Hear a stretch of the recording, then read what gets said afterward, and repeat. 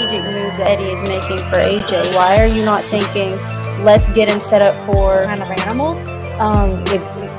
That was years and years and years ago. Like, Clarissa is a way different fighter from when she was back in the Thanks to those joining me live and to those that have been joining me on our defenses that she's had to have recently. You know, she's pulled people. All right, what's going on, everybody? Welcome to another edition of the RoundTable about tribalism. I don't think tribalism is necessarily bad. I just don't think it has to be. I don't know what he think he sees or what he think he know. But he going to the hospital, bro. Like, bro, you not winning that fight. You guys mentioned, I think, D-Style, you mentioned him versus Briedis program. I'd love, that sounds like a... Old, I don't need you, you know, and PBC and others, in my opinion, it's like, oh, this is my guy. Like, there's a relationship. Flat out, it's tough, and we call box, and we go to the end of the round, and then... That would say, what do you mean by acting black? That's a fair question, but a participant of trash talk knows... And they're announcing a fight 3-4 months from now. And he ain't going to fight. I bet you anything. He's not going to fight somebody as good as John Wayne.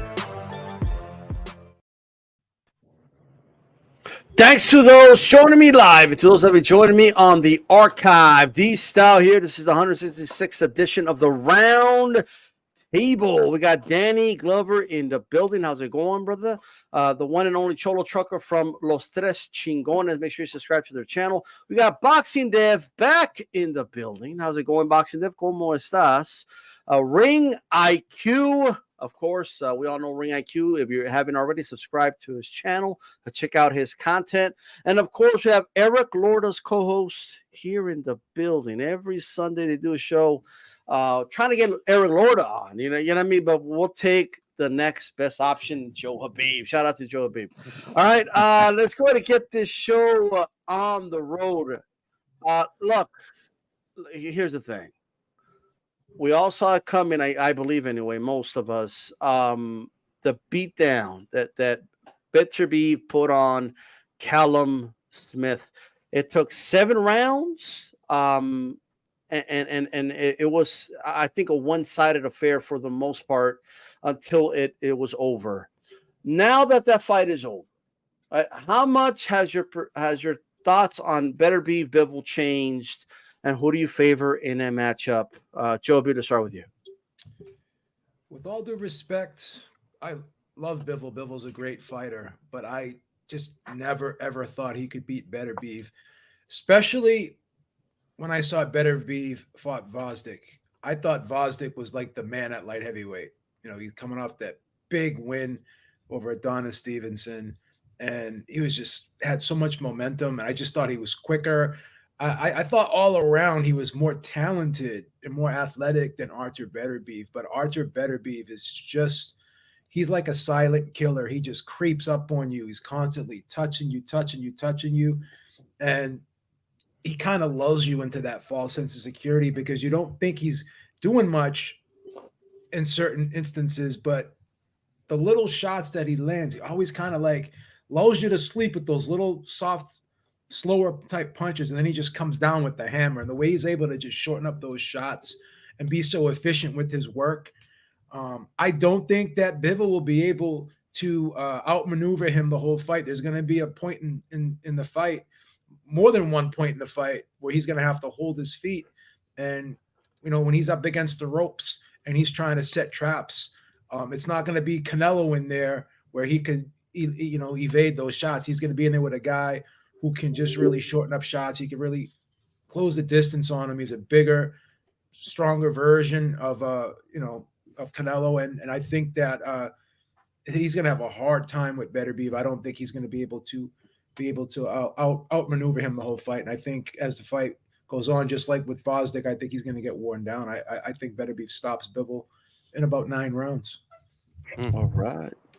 Ring, has a needle moved for you, and who do you favor in this fight? I mean, I've always favored Bivol on the predication that Artur would start to slip. And I felt like in the yard fight, okay, I'm starting to see what I was looking for. But then he goes in there with Callum, and he did to Callum what I said he was going to do to Callum. He did it. But I guess while I still have Bivol, Artur winning doesn't seem as far-fetched now to me because he's not showing signs of slippage. He looked really sharp, really strong as ever. and he's dangerous. So to what Joe Habib just said, it's kind of true that like, yo, you're gonna have to hold your feet in spots, and you're gonna have to fight him off. I think the difference for Bivol will be speed. You have to beat Artur to the punch. You can't let him set the tempo. You can't let him lead the dance. You have to do sort of what you did with Zerto, and you initiate the exchanges, then get out. Because Artur's a guy you got to beat him with your feet. You can't get into a gunfight with him. So while I still have Bivol winning the fight, yes, Artur beating Callum Smith the way that he did, it did move the needle a little closer for me. Okay, all right. Danny Glover, they're saying you're not Danny Glover. They didn't see you on Lethal Weapon. What's going on right now? They're not too sure, but nonetheless, talk to us. Who's the lethal weapon in this fight? Beterbiev-Bivol, who do you favor? And did this fight with Callum move the needle for you? The lethal weapon in this fight has to be Artur Beterbiev. For most of the time in this, the talks about him for the last few years, I've always favored Beterbiev. I thought when Bivol beat Umar Salamov, then Canelo, then Zerto, he won Fighter of the Year that year. So I thought, oh, maybe, if Beterbiev gets a bit slower or something, then this might be a bit of trouble where Bivol might outbox him. But then I just thought, Beterbiev's last 3 fights, the Joe Smith one, the Yard one, and then this Callum Smith one, what he's showing you, people are saying, oh yeah, he's getting more stronger and animalistic. No, he's actually boxing more smarter. If you notice, these last 3, he hasn't actually done this seek and destroy thing since the Marcus Brown thing, where he had to because he was worried about getting stopped on the cut. Because when the cut happened at that specific time, had they stopped it, Marcus Brown was probably a round up on the cards or 2. So he had to stay in the fight and not get stopped and it go to the, what do you call it? One of them funny majority decisions and type of cut decision things, technical decisions. That's it. So in his last 3 fights, everyone thought, oh yeah, him and Joe's going to be a gunslinger. No, he walked him onto a punch, walked him onto a counter sweeping right hook. With Anthony Yard, every time Yard hit him with a pot shot, Yard started to try and dive in. What did he do? Bull matadored him into the corner, hit him with a counter, pinned him in on the ropes and stuff like that. When Yard went to try and exchange with him, he hit him with a chopping right hand, which nearly broke his back, and then obviously hit him around the side of the head. This fight with Callum, he kept using that chop jab as a counter jab, and in the end he used a pull counter right, Floyd Mayweather style, which got Callum going, and then finished him off there. So you're seeing that he's actually using boxing techniques. So yes, Bivol can use that in and out type of thing, but even in so, when he does try to fire those straight punches when he's diving in, he has to watch out because I know IQ, you said he has to lead, but even leading is dangerous because even when you're leading, Beterbiev can be luring you into a counter shot. Bivol doesn't just have to worry about Beterbiev trying to swarm him and bulldoze him and bombard him with brute strength. Now he has to worry about the counter shots coming back at him. Because remember, even Joe Smith Jr. rocked Bivol to his socks. Had there been another 10 seconds on that clock and the bell didn't go, oh, that would have been a bit interesting. So, yeah, I see Beterbiev, if you're going about, they say you're only as good as your last fight. If you're going by that saying, Bivol's last fight and Beterbiev's last fight, hey, you're going to have to swivel on the Beterbiev side. So, yeah, man, that's who I got. All right. Cholo Trucker, after watching the destruction of Callum Smith, did you say, holy shit, I think Bivol's in trouble? Or do you think Bivol's got it? Like, what are your thoughts? Man. I really thought Callum Smith was going to put up a better fight. Just like Timothy Bradley said right there, it is too easy. He made it way too easy for Artur just to back him up to the ropes, and he would just try to cover up. And another thing, I'm not sure what's going on with Callum Smith. His equilibrium is completely off, but Beterbiev didn't really have to move his head around too much. Callum Smith's jab was just way off. He'd throw a jab and he'd hit the outside of Beterbiev's glove without Beterbiev even having to slip or anything. It's like, big dog, where's your, how are you throwing these punches? Where are you trying to throw these punches to? You're throwing it to the outside of your opponent's glove.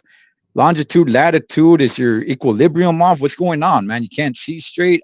I don't know where some of these punches were going. Obviously, Beterbiev is aggressive. He's much more fan friendly, much more fun to watch fight than Bivol is. So for that, I think a lot of people might go with Beterbiev. However, this matchup, if it happens, I still go Dimitri Bivol.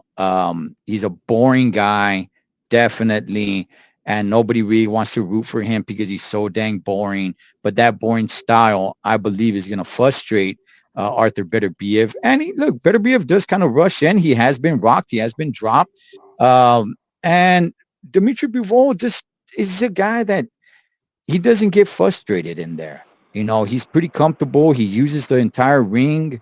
And I don't think Beterbiev is going to bully him, or he can try to, but it's going to leave some openings for Bivol just to kind of do what he does and try to slow the pace down and just, you know, round by round, he starts winning. And next thing you know, man, Beterbiev is way behind on the scorecards. Okay. And let's go to Boxing Dev, who's been celebrating after Argentina won the World Cup. We didn't see her. Like she just disappeared. A year ago. A whole year partying, but it's all good. Boxing Dev. It was a really good party. For sure. Talk to us. Bivol or Beterbiev? What do you have in that fight? Okay. I think it's a 50-50 fight. And I think it's a fight that brings out the best in both. But I got Bivol. Because I think I lean for Bivol because he has the boxing and the power too. And is the one who has been boxing in every match that he has been. You know, Arthur is a really good fighter. He's one of the best in the world. He has the fucking power. I love it. But in a fight against Bivol, he will have to box. And he haven't been boxing because he's been knocking out everyone. And it's not his fault because it's his power. You know, he can knock you out in 3, in 7, in 4. In the round that he wants, he's going to knock you out. But I don't think that he could do the same with Bivol because he's so smart. And in my opinion, he's not a boring fighter. He has the volume to make a really good fighter with Arthur. Both are completely smart. They have the IQ. And I think that both of them haven't feelings. You know, when Arthur fought against Callum, you know, he has the calm every fucking round. And Bivol has the calm too in every fucking fight I saw him. You know, so I think it's going to be one of the best matches we haven't been. I think it's going to be a putazos festival because they are going to fight with everything. You know, yeah, it's a fight that brings out the best of both. And I think it's going to finish in 12. You know, okay. I think there is not going to be a knockout. Maybe we will see a knockdown because Bivol has power too. Everybody forgets that Bivol has the power too, not only Arthur. I love Arthur. Arthur has the boxing too, but not at the level that Bivol has the boxing and at the level he has been boxing. Okay, all right. I like how everybody was being a gentleman, not cussing, and she threw out like 7 F-bombs. So you know what I mean? But shout out to Boxing Dev. I want to just go around the panel real quick in regards to the Smiths, especially Liam Smith. He's just very, very bitter, saying he's got more testosterone than all of us put together. Any quick thoughts on the saltiness, I guess? Well, I mean, if one man has more testosterone than all 3 of you combined, then you somebody's got to go see an endocrinologist, man, because there's something wrong with y'all. That's the case, man. But here's the problem, man. Everyone's like saying, "Oh, his testosterone was high. It was this, is that." No numbers were released. They didn't tell you what his levels were. Okay, they were just mildly elevated. Okay, so you don't know what his levels were. So to just say that he had his levels were like Tony Bellew saying his levels were off the charts, based off what, Tony? You didn't get his medical records. You didn't get his medical records. You didn't go down to Quest Diagnostics and say, hey, my name is Artur Beterbiev. Can I get my test results? No, because you wouldn't have been able to get them. You read a piece of paper from VADA that said atypical. Where did it say he had a 1,200 testosterone reading? 1,200 mLs of testosterone. Where did it say that? So you're just assuming atypical was probably slightly high. Okay, slightly. So again, like, people just make statements and they don't know what they're talking about. It's that simple. Ring, did you get a chance to watch Liam's little speech there saying it's too late, the damage been done? What do you think? I saw the whole thing. Look, I don't expect Liam to be happy that his brother got beat the fuck up, right? I mean, I don't expect him to be happy. This is not about defending Artur to me, because he could very well be dirty or he could be clean. But the reality of Artur outside of that speculation is he's the same guy that he always was, that did the same thing that he always did, and that's fuck you up. Him knocking out somebody is not an isolated incident. That's been the story since he turned pro. I didn't see anything out of the ordinary, out of everything that we saw. It was Dominic Engel who said it best. Well, if this guy's juicing, and he's been juicing all this time, he must be very fucking good at hiding it, because he's been knocking people out forever, in the amateurs, in the pros. He's been doing it forever. Is it possible that slightly elevated levels of testosterone and HGH could be an indicator of microdosing? Of course, but it's just as possible that the way this guy lives, he doesn't bullshit in between fights. He doesn't have that reputation of slamming down beers from one fight to the next and fucking around. Everybody that comes across this guy says the same fucking thing. He's a consummate professional, and it feels like getting hit by a car when you fight him. That's what they say. So I'm going to just say, you're innocent until proven guilty. He didn't test positive for anything. It's not an adverse finding. It's an atypical finding. And the key word is atypical. Like, it's atypical for me to like a big ass. It's atypical that his levels are slightly elevated. Atypical. It's all in the name. So Danny, you touched on something. So because I keep hearing, like, Value said it, Liam said it, like, he's getting better the older he gets, and this and that. I agree with Ring. I mean, it just looked like the same Beterbiev that I saw destroy Undisputed a couple years back. I mean, just because he beat Callum Smith better than he beat Undisputed, for example, does it really mean he's getting better? Or does it mean Undisputed was a better opponent for him? I mean, I don't know. But what are your thoughts on it? I think Wozniak is a better opponent. I'd have picked a prime Wozniak to beat a prime Callum Smith. You know, they're saying, oh, yeah, he's getting stronger and more destructive. No, he's been destructive since his debut, even his sick bout. He just destroyed Travis Cloud using inside shots, going like that. His head was pinging all over the place. He destroyed a massive guy in Anthony Yard, destroyed Joe Smith Jr. in 2 rounds, who you never see get wobbled. You know, he's dropped Usyk, who's the current unified heavyweight champion. He's dropped him with a body shot. He stopped guys in the amateurs. Fraser Clark said that Artur Beterbiev beat him up in sparring back in the amateurs. He bashed up a couple other heavyweight GB boys. So he's been doing this forever. And remember, it's not, as I said, his last 3 fights, including this Callum one, he didn't just go in there and just start bulldozing where it's like, oh my God, this was such brute strength. Callum was walking into the punches. Beterbiev used a pull counter right hand, which does what? Doubles the power. So you're dealing with a power puncher anyway. You've just been countered with a pull right hand. What do you think's going to happen? Your legs are going to go. So when Beterbiev did bulldozer him in the first round, yeah, he covered up and because he felt that first body shot and he kind of retreated like, oh, but he didn't go down from them. He went down because he got hit with a pull counter. Callum Smith is not just he's not some Glenn Goff Johnson iron chin guy like, oh, if you can drop him, then you must be juicing. No, it's stupid. And to think that, oh, because and what's his name? But obviously first Bellew was talking nonsense. Then his brother Liam Smith. But okay, you're saying that he's got more testosterone at 39 than all of you lot put together. Okay. Let's say he does, but okay. So when people say, "Oh, he's 39," your testosterone should be reducing. Okay, so in school, when you're all 7 years old, is everyone the same strength, or are some guys developing earlier than others and some guys develop later? Just like they say, heavyweights develop later on in their careers. Lennox Lewis had a great end to his career. Adonis Stevenson, he didn't become champion until he was 35 years old. He didn't lose that belt until he was 41. He knocked out Tony Bellew when he was 36. Tony Bellew was 31. Tony Bellew weren't crying then.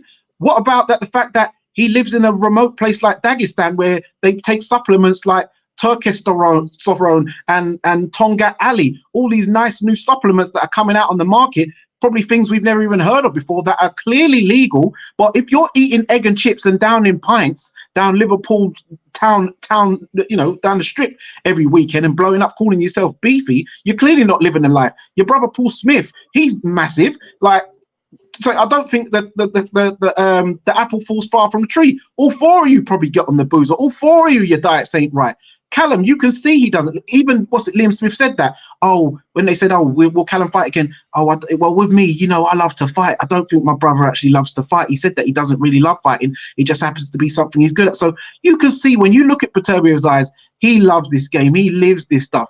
Callum don't live this. He's a man who's a recluse, who sits at home, very antisocial. He's even, he said that he's got autism and stuff like that. So he don't live the life. He's not the same breed. Even when you think about it, when we talk about, it's been widely known in society that when you talk about men from the 1980s, the 1960s, the 1940s, the 1920s, do they not clearly say that they was more masculine and have more testosterone than us males today? And we accept that. So what's to think that a guy who doesn't live by modern Western society standards would still retain old school testosterone levels? I mean, if you look at from the 40s, he knows, right? If you look at Artur Beterbiev, which it dawned on me, I was already graying in my mid-30s. I was already graying in my mid to early 30s. If you look at the guy's beard, no gray hair on the head, no gray hair on the beard. This guy takes care of himself. Like, yeah, he could be doping. I suspect everybody in boxing of doping, not just him. But it could just as easily be, no, this guy takes care of himself. This guy ain't got no gray hair on his head. None. I got a gray patch in the back of mine. And if I grow out my beard, all of this is gray. This dude, full beard, no gray hair. He takes care of himself. He's not the club guy, the party guy that treats his body like shit. That could be why he has elevated levels of testosterone, because he takes care of himself. Well, Cholo, what do you make of Liam Smith? They're basically saying, hey, insinuated very strongly that his brother fought a guy with high testosterone. Yeah, look, just like Jules, I can't defend Beterbiev because who knows, he may be dirty, right? But there's nothing there to say that he is dirty. There's just always suspicion, and once somebody says something, now everybody's antlers goes up and, hey man, this guy's dirty, or maybe he is, maybe he isn't. Artur Beterbiev, man, he is so disciplined. The Russian Canadian Muslim, he is so disciplined. I was listening to Steve Kim, and Steve Kim said when he was over with ESPN that Beterbiev came in, right? And there was a bunch of guys in the back, and he's over there and he's shaking their hands saying, good to meet you, good to meet you. Well, Christina Ponch was back there as well. And she stuck her hand out to shake his hand. And he said, I'm sorry, I respect you, nice to meet you, but I can't touch you because you're not my wife. But I respect you, good to meet you. That's how disciplined this dude is and how serious he takes his craft in his religion and what he does for a living, how much he really takes care of himself. So because we're over there talking about that this dude is, 38, 39 years old? Yeah, but this is a 38, 39 years old of a disciplined man from, Spartan days or something like that. This isn't a 38, 39-year-old man who, eats the way most people do and party out, or not party, but just eats in a certain manner. This guy is so damn strict discipline, and maybe the rest of us should take a page out of his book instead of criticize the guy. And not only that, Callum Smith, to me, after the loss, now it could just be because the way he lost, but he was just kind of talking like he's not even really sure if he wants to do this anymore. Now, like I said, it could be because of his loss. But it just kind of seemed like he wasn't really too into it anymore. And people also remember Bernard Hopkins was a world champion up until he was 49 years of age. Nobody said that. He even called himself the alien. Oh. Well, Pascal accused him. He got really mad about it. Then Pascal got caught later on. Out of the whole thing's weird. Boxing Dave. Get Suster. Well, what do you think? Is Arthur Beterbiev on steroids? I don't think so. I was finding the negative consequences of testosterone if you take it and if you don't need it. And I don't know how to say it in English, but your cardiac rhythm is going to be high and he can die in the ring if that happens. You know, I don't think that's so fucking negative. The WBC looks like he hates Russian fighters, and they were going to be the first to say, hey, this one is taking drugs, we are going to take away this belt, we are going to give this belt to Canelo to make the fight happen with Bivol again, because that's what they want. And in my opinion, so I think if he were in drugs, if he was in drugs, in testosterone, I think the WBC was the first one to say, hey, we don't want a Russian with a belt, and even he's taking drugs. After that's one of the points that I have. The other one is the cardiac rhythm is going to be high if you drink that. So I don't know. You need to do it. Maybe the exams that you have to make to try to drink that are worse than the VADA exam and all of that things. So I don't think he's going to drink that shit. The other one point that I have is he's been knocking out, like Ring said, like Danny said, he's been knocking out opponents since amateurs. He doesn't need to drink testosterone. He's a fucking man. You know, he's a fucking normal man. That's all. He has a power. He has a power. And I like the story that Danny told about how he wouldn't touch, even shake the hand of Pancho, because he will not put his hands on anybody other than his wife. The same could be said about Bivol. But with that said, we're gonna move on. That's part of the Muslim religion. That's was crazy. Yeah. Iceman John Scully's trainer said that he won't shake his wife's hand. I think it went over everybody's head except Reina Q, but it's okay. With that said, look, Bivol will put hands on his wife, and that's it. Okay, no other woman. All right, please. But here's the thing. Please, that's defamation. That's defamation. I'm just saying. But with that said, let's go ahead and proceed here. Look, Turki Alalshikh has been on fire. Okay, this guy's out here preaching, right? He has an interest in tank fighting Devin Haney in Saudi Arabia. What are the chances we get this fight? He's made a lot of fights happen, but is this something he can help make happen? Because look, at the end of the day, people could say, "Oh, Haney's not a draw; he doesn't bring in money." Well, what do you care if the Saudis put up the money? Why does it matter to you? Like it shouldn't be an obstacle anymore, right? That's my thinking. But nonetheless, with all that said, is Al Heyman going to give him the call? Ring? I don't think so.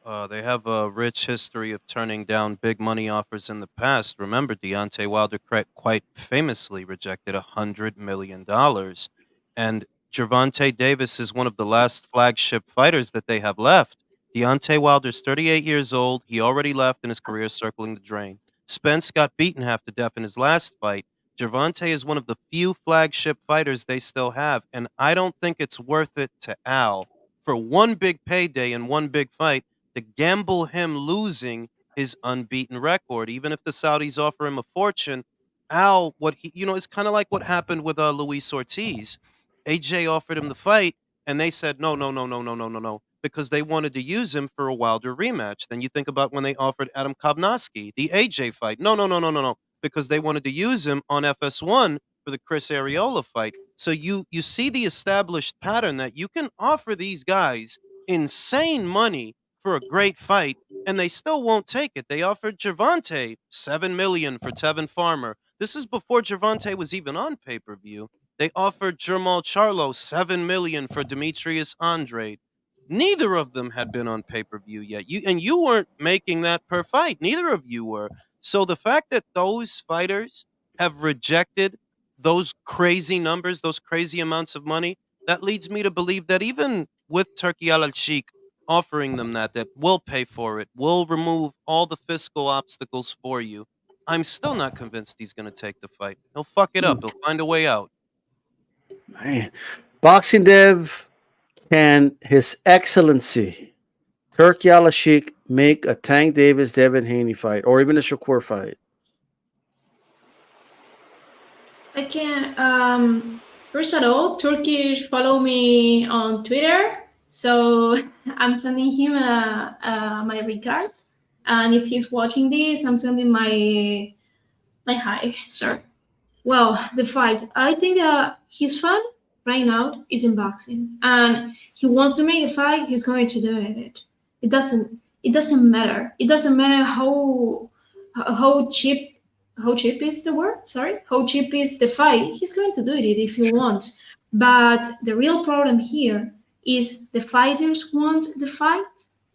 As Ring say, Tank is one of the best fighters or the star that Al Haymon has right now.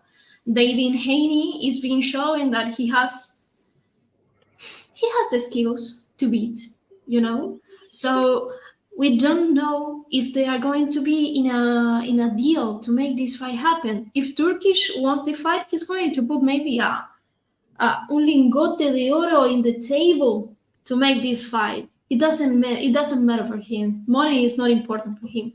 But the real question is, they want this fight. I don't think we are going to see this fight in maybe at the end of the tank careers, maybe to have the last big payday, and that's all. But Él no pelea con ese muchacho. No pelea con ese muchacho. No. Not right now. Not right now. He has to make a big fight against Ryan Garcia. He's going to have a lot of money. Everybody knows here. He can do the rematch against Rolly. No, again, lot of money. He can do a fight against, I don't know, Regis Prograis.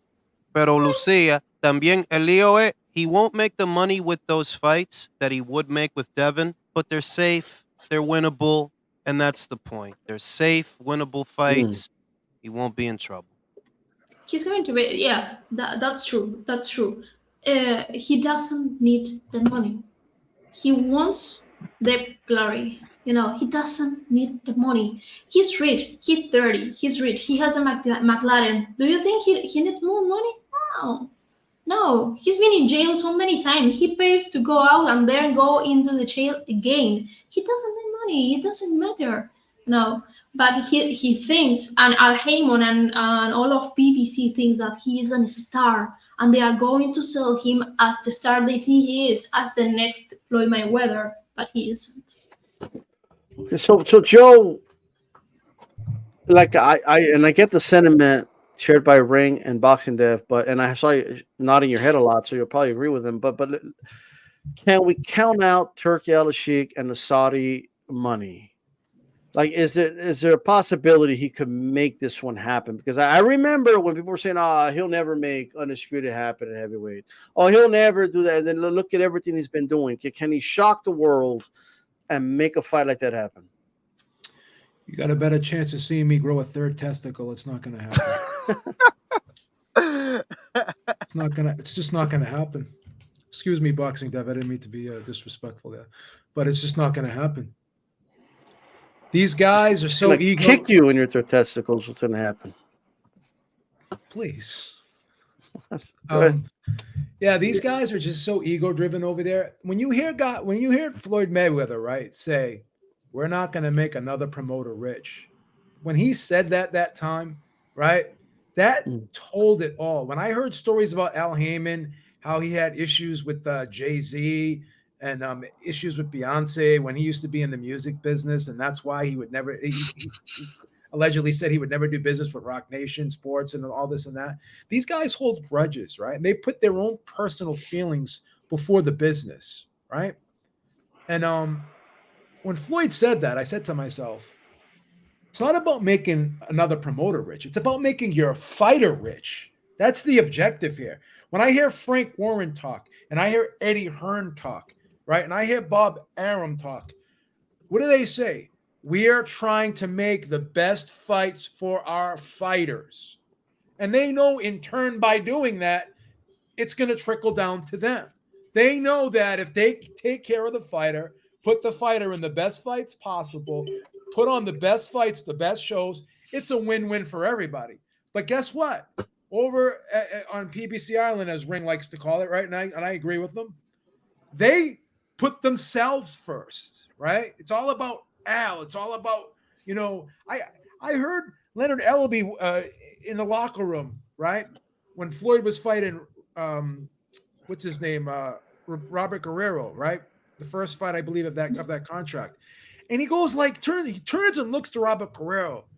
And he goes, I'm making more than you are for this fight. And I'm like, is that something to be proud of? That you have two fighters as part of a promotion. One guy's making 30 million and the other guy's making like 2. And you're proud of that? Is that good business? It's not good business. So again, they don't care about good business. No matter what is put in front of them, it's always going to be about them. Beep, can I add something to your point? Absolutely. Think about this. There was a lot of talk last year about them maybe going to DAZN as a broadcast partner. Now, we're halfway through January. No fight dates. No fight dates for February either.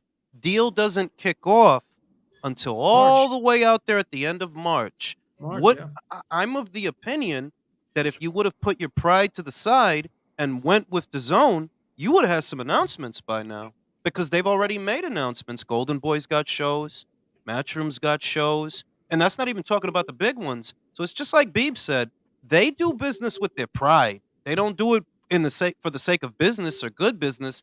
They do business with their egos. Man, Danny, what's up? I mean, like, to me, Turki Alalshikh's like the real life Prince Ali from Aladdin. Like, he's just showing up like with everything, with the riches. He's like, "What's up? I could show you the world." Like he's got everything. You know what I mean? Like he could take these dudes on a magic carpet ride. Like they don't got to do anything, just show up and fight. It's easy money for Tank, isn't it? It's not easy money because he's got to have a real fight, because that's what comes with it.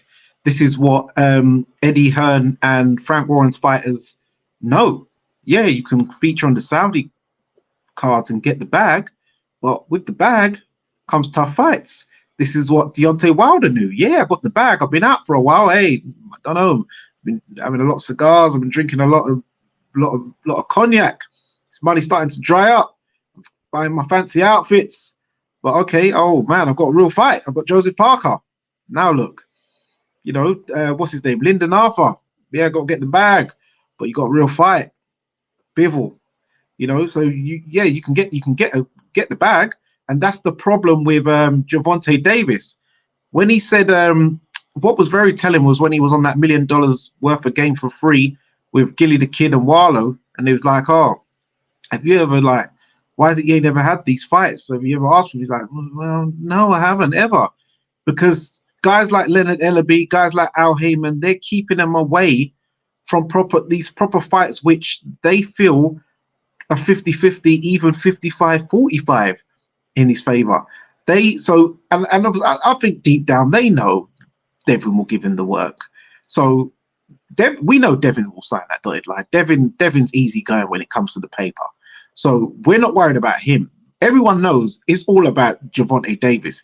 Is he going to show up? Is he going to turn up? Is he going to sign? Is his team going to let him fight? Floyd Mayweather at this point, he probably might tell him, yeah, go and take the fight. But people like Al Heyman, Leonard Ellaby, they have a invested interest because they know, as Ring IQ said, He's the last on their roster of top guys. All their guys are getting what 2023 was a bad year for them. They're getting washed. They're getting washed out. And Gervonta Davis is the last guy. He claims he's the face of boxing. He's not the face of boxing. Yeah, he is a good draw. He sells tickets. But if he goes over to Saudi, he gets beat by Devin. It's all over. He can't even come back to America and do any big business. So, it's best they probably make Devin and Ryan Garcia or something, because Ryan will probably be more up for it. But Turki Alalshikh, yeah, you got the money. But as you said, if they're happy to turn down 100 million, Gervonta Davis ain't getting 100 million. So they'll easily turn that down. So, yeah, it's not about, with them, it's not necessarily about the money. It's about the control and pushing this narrative for the LDBC crew and this fake narrative that Gervonta Davis is the best, even though he's a Reggie champion. Now he's an email champion. It's just, yeah. But I think that the jig is going to be up real soon with him anyway. He ain't going to have no place to turn, especially once everyone starts seeing that all these real fights are being made. Everyone's jumping in with each other. He's like, hold on, Tank, this guy is not jumping in with nobody. Before, everyone had their excuse, side of the streets, well, we don't have the money, we don't have the funds. But now, the funds have been taken out of their hands, so everyone can eat. So if you ain't going to the table to have a snack, then people are going to start questioning, what's up, man? Why are you not eating with us? So yeah, the jig's going to be up with him, but I don't think they'll make the fight, and it'll be because of Gervonta Davis's team, not Devin's. So I don't want no narratives pushed on the Dream or Bill or anyone asking them to go to the bathroom. So yeah. You are mute, Eric. Cholo, okay, go ahead. Is my go? Okay. Look at boxing. Look at fighters as a product. What is going to happen with your product? Gervonta Davis is fighting against Devin Haney. They have different kind of roads. The road of Devin Haney is different to the road of Gervonta Davis. That's the reason that fight is not going to happen. Never, because they have different legacies to say something. Okay. If Devin lose against Tank, against who is going to fight next? Tank is going to broke mentally Devin, and if it happen on the other side, Devin is going to broke mentally Tank. If one of the teams is going to lose, and the promoters want to make the best fight to their fighters. Yes, but they need a piece of the cake too, and they need a product saleable. So if you don't have a product saleable, you don't have money. And that's the first thing that is important for the promoters. Money. That's all. Show me the money, okay. All right. No, también esto. He can't be Baby Floyd if he loses. He can't be Baby Floyd. Si tú le quitas el cero, he's not Baby Floyd anymore. Y es posible because what boxers, pure boxers, has Gervonta fought? Oh, he's fighting flat-footed, come-forward guys that step into the jab. It's just guys with different names, but they all do the same thing. It's the same cookie cutter. You need a sale-label product. You need a sale-label product. And if Gervonta lose, it's not going to be a sale-label product because he hasn't the zero. So let me go to Cholo here. Cholo, can Turki Alalshikh prove everybody wrong in the panel so far? So can he prove everybody wrong and make this happen? Can he fork out the war chest and make a Devin Haney Tank Davis fight? No, not this fight in particular. Eventually down the line, maybe he can have Tank fight somebody, because here's what's going on. There's been a shift that's been going on in the world of boxing. That's right, world of boxing, right? I mean, the United States, the good old US of A, baby, that was the place, right? And it's been the place for many years. Quite a few years ago, there started being a shift, and now we're entering a phase where the US of A used to be the place, not is the place anymore, but now we're starting to get into that gray zone where it used to be the place, somewhat kind of sort of is still the place, but it used to be the place. And what happens with the PBC fighters, is that eventually at some point, it might take a year, it might take 2 years, but eventually they're going to see all these other dudes making all this kind of money over there in Saudi Arabia that they are not making. Hey, Daddy Al, I want to get paid like that. I want to make the money that those guys are making. Okay, yes, you got me here. We could talk bad about Tank Davis, right? I don't really got too many good things to say about his career either. He's getting close to 30 years old. He hasn't really fought anybody like that. Okay, so at one point though, at some point, he's got to look at it. I believe he is. At some point, it might take 2 years, where he's gonna look at it and say, like, hold on, man, I want to get paid. These dudes are going over there and making some real cash. So either Al Heyman at some point is going to have to play a little bit better ball and start getting involved with this, or at some point, maybe not right now, but at some point, his fighters, his stable is going to say, hey, Al, you're holding us back, man. You're holding us back while all these guys are out there making some hardcore cash, man. Just, it's the gold rush over there. Cholo, eso pasó con Fulton. It's happening. Deontay Wilder's gone, right? I mean, it's going to happen.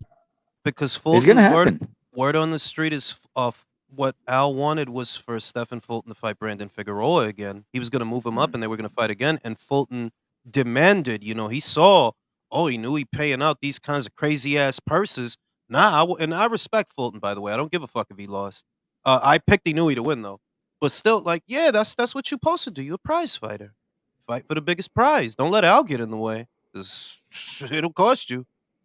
And good point, Charlo, because as you said, the fighters are going to start looking at their promoters and team with resentment because, Leonard Ellaby's like little catchphrases are, we're the A side, we're the main players. My fighter's making more money than you. But hold on a minute.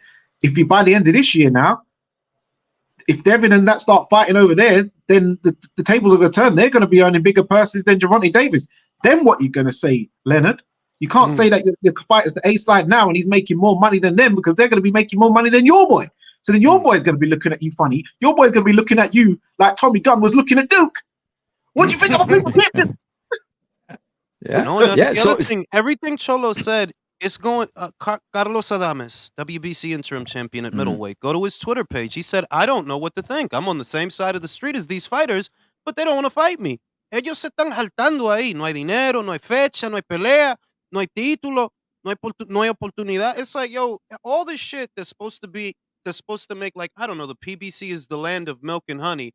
Maybe it was a long time ago, but it's not anymore. Ellos se están jaltando allá like, nah, dog, like, we ain't got no fight date. Y'all not using me for nothing. Angelo Leo, he was on Pro Box last night. He used to be a Mayweather Promotions fighter. He was on Pro Box last night.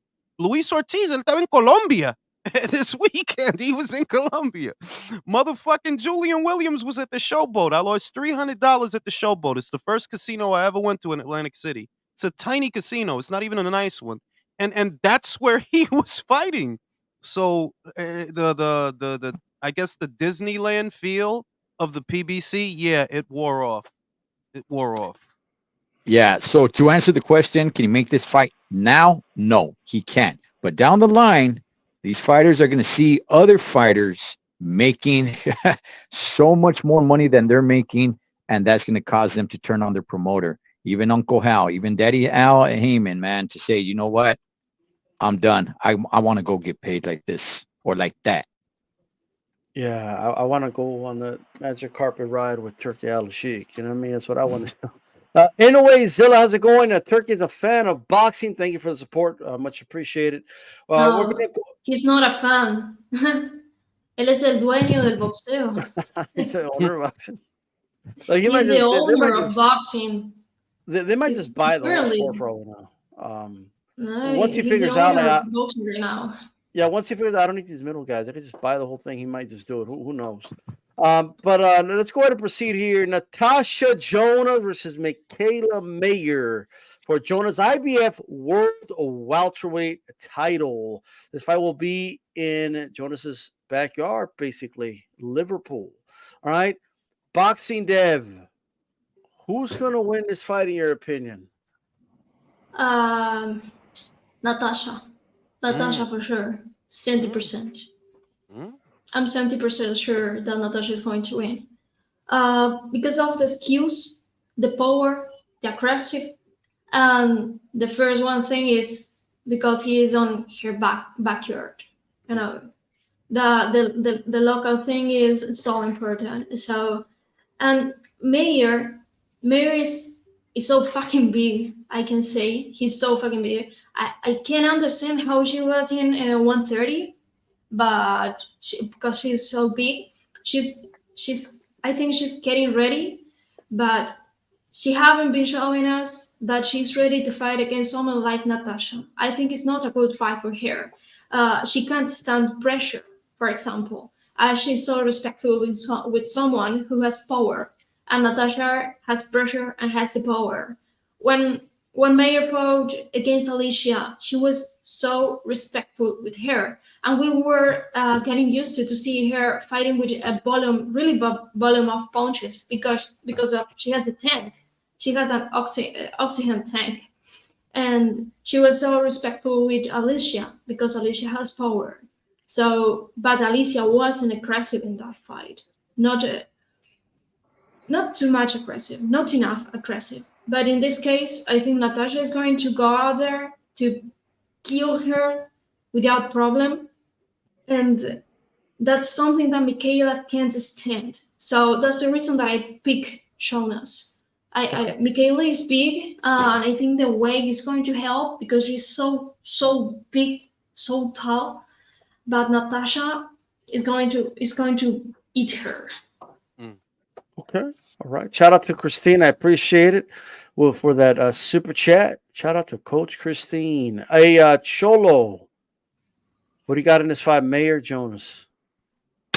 Yeah, man, as somebody who just picked up women's boxing maybe about 3-4 years ago, because they've been putting on some damn good fights, I have been becoming more and more of a fan of female boxing, man. Got to give it up to them. On this one, everything's telling me kind of Natasha, right? It's at her home. I don't want to say the judges are going to just score it for her. She does have more knockouts. She does have less fights than Mikaela Mayer, though. And she is 39 years old. However, she is a southpaw. And when I was looking into Mikaela Mayer, I couldn't find a southpaw opponent that she's been in the ring with. So I have seen her fight, but I'm not going to say I've seen all of her fights, but I'm not sure she's been in the ring with a southpaw. I want Mikaela Mayer to win this fight. I do. She's younger. I believe she's 32, 33 years old, where Natasha is pretty much knocking on 40's door. So she's a lot taller. You know, when I saw them, face to face with each other, it was more like face to chest because she's a heck of a lot taller. I hope she can use that reach and probably take Natasha a little bit more into deeper waters. I'm going to pick Mikaela Mayer. I think she really needs this.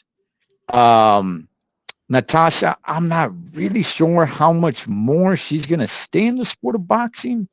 So I'm going to go Mikaela. However, I could definitely see Natasha winning this fight, but I put my money on Mayer. Okay. All right. Really quick, new countries, the Anchor Punch Boxing News. Shout out to thank you for the support and a super chat. What's good to the panel and chat? Alalshikh is a hardcore fan with power. It's what we need. The PBC won't last with the same shenanigans as usual. Also, shout out to Casino for Life. Women's boxing is winning because they get in the ring with the best. Shout out to Casino. If you haven't already subscribed to this channel, and thank you for the support, brother. Danny, talk to us. Mayer or Jonas? And you're there. Can the location play a big role in the decision here? Yes, the location can play a big role. You know, Natasha is in her home city of Liverpool at the Echo Arena. It's a nice homecoming. Well, she's had a couple of homecomings, but yeah, it's right in her backyard. Natasha Jonas is 14-2-1 with 9 KOs. Mikaela Mayer is 19-1 with 5 KOs. Mikaela Mayer, you know, hasn't really got power. She's got good work rate, but you know, she's a bit like Callum Smith, Sebastian Fundora, Margarito. These people, they're tall, but they don't use their they don't use their range. She likes to try and fight on the inside, just like when she was fighting Hamadouche. I'm surprised those scorecards were so wide. As Boxing Dev said, you know, she respected Leisha's power. So Natasha Jonas does hit a lot harder. Natasha Jonas has knocked out women in at 154, 147. Yes, Mikaela Mayer is tall, but she's not big. You know, you saw in her face when she has been doing press conferences, her face looks very hamsterish. You know, she's got a bit of a belly pouch. I saw during her pads workout with Coach K as well. So she's got that skinny, fat look to her, which might not really bode well. You know, sorry, not trying to do no fat shaming. Don't cancel me, people. But I'm just keeping it a buck. Keeping it a buck. Whoa, please. As a heavy Skinny fat though. Yeah, she's not in shape. Natasha Jonas has shown she's got way more power. She's also an Olympian, just like Mikaela Mayer. So boxing is not going to, you know, the boxing skill, she's got that. You know, if you're looking at their top opponents, Natasha Jonas has fought Katie Taylor, Terry Harper, who she beat. She got robbed by. She beat Patricia Bergel, who was 15-0, beat Mary Eve DeCary, who was 18-1, only lost to Clarissa Shields. Also Candy Wyatt. She's the current IBF welterweight champion. Mikaela Mayer's top wins is Iwa Broadnick, Maiva Hamadouche, which is controversial. Jennifer Han, that's not really all that. Lost to Alicia Baumgardner. She beat Lucy Wildheart, points lumbering, and Sylvia Bortot at 140 in her last fight, the little 8-rounder, nothing fight. So Natasha's actually got the better resume, been in with the better opponents. But so I expect her to Natasha to win on points because Mikaela Mayer has shown a good chin. She does seem durable, even though she eats a lot of shots. Her defense is very poor. So I expect a unanimous decision. Close because she puts up the work rate, but I think it'll be comprehensive for Natasha Jonas, Miss GB. All One right. of the things is mentally strong. Tasha is mentally stronger than Mikaela. So fucking mentally stronger than Mikaela. Okay. All right. Ring IQ. IPF worked out on the line. Who do you got? I'm gonna go against the grain. I got Mikaela. I agree with Dev on some things, but not others. I don't think it was power that made Mikaela respect Alicia. I don't think it was power. I think it was speed. She was able to counter her jab over the top with her right hand. And Mikaela's money punch is the jab. Without the jab, she can't do nothing else.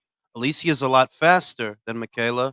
And Mikaela, I think, is a lot faster than Natasha, which is what I think is going to win her the fight. It'll be speed because I'm a bigger fan of Natasha by and large, and her fights are more fun to watch than Mikaela's. I like Natasha more than Mikaela, but I think it's going to be the speed that gets Natasha. It's going to be the speed, and I like Mikaela's corner more than Natasha's corner. Tesco Joey's a good trainer, but I think Coach Al is a little bit smarter than Tesco Joe, and I think he has the right strategy for Natasha because, hey, Natasha's been knocked out before. She's been knocked out by Vivian Obanoff, so she can be caught. In the Terry Harper fight, she got hit a lot, and I don't think Terry's on Mikaela's level in terms of her boxing. I don't think she's on Mikaela's level. Terry landed a lot of shots. So I see either Mikaela wins a decision or we get a draw. Okay. No. Man. Joe Habib, Mayer, Jonas. Who's going to walk out with that title?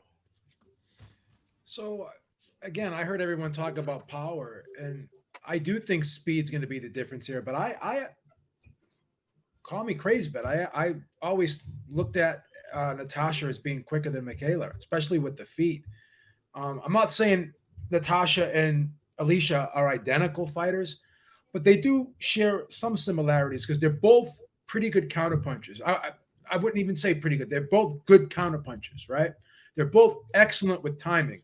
And again, they both have quick feet. I would say Alicia's quicker than Natasha on her feet, but Natasha's no slouch.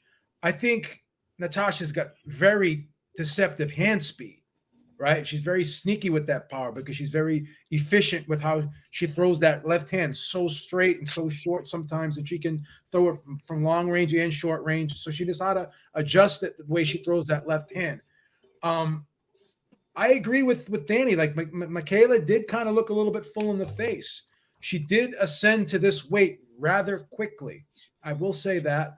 She's never been a big puncher.